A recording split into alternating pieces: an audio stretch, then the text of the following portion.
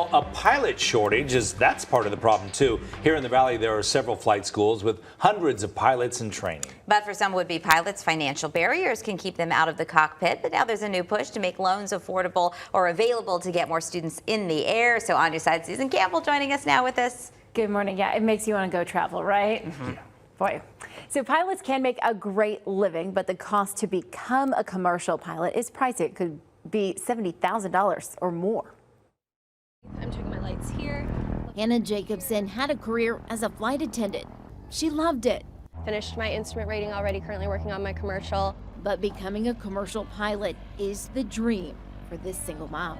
It is a very pricey endeavor. You can't get traditional student loans for flight school. It's not like getting a degree at a university where, there's FAFSA and government financial solutions. For the most part, students are pretty much on their own to work out how they're going to pay for and access the career path. I looked into personal loans as an option, and the interest rates were absolutely absurd. That was not something that was doable.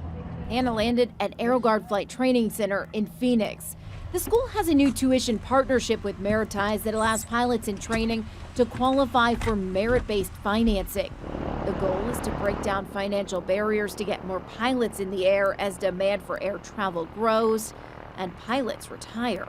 The airlines are under a tight crunch now at the moment coming out of COVID, but there's also a pilot shortage forecasted for the next 20 years. The airlines are going to need around 600,000 pilots worldwide, 130,000 here in the U.S. AeroGuard is just one of the flight schools here in the Valley. As we reported last month, United opened United Aviate Academy in Goodyear.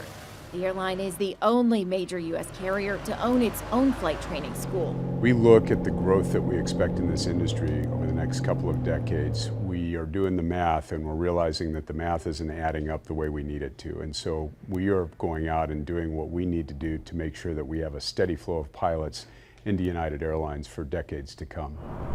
Back in Phoenix at AeroGuard. So right now I'm working on my instrument rating, which is like the second license out of 7 in order to go to the airlines. Marisol Miramontes hopes to land an international route one day. I've never been on a flight where the pilot is female. So if I could bring, diversity to that and hopefully encourage other women that are on that flight just by simply seeing me in, the front of the airplane and doing all of this, I think that would be really great and it would make me feel awesome. So current pilots are feeling the crunch of staffing challenges. In a recent letter to customers, Delta pilots said they are disheartened by disrupted travel plans. And they said they are working more overtime than usual to try to get planes to their destinations, guys.